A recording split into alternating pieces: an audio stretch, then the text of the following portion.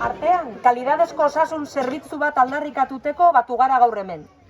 Egunez egun ahulduten doan osasun sistema publiko bat ikusten dugu, eta horrek larriki arduratuten gaitu.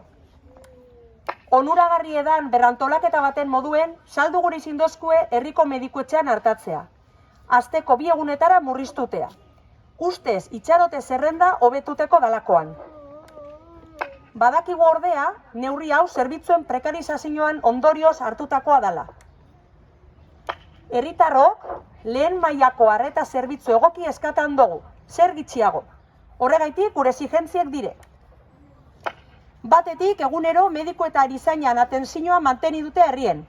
Gitxienez, orain arteko ordutegia mantenduz.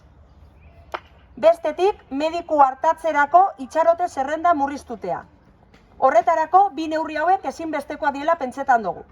Bat, gomendatuten diren paziente mediku ratioak errespetau eta medikuen kontratazioa handitutea artearako.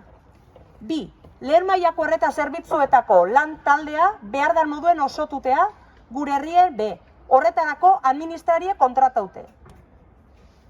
Gure komunidadean, bizimoduek erdigunean ipinten dugu zelako, ez dugu osasungintzan murrizketarik onartuko, eta batute eta antolatute jarraituko dugu. Adi aurrerantzean deituko diren ekimen eta deialdietara.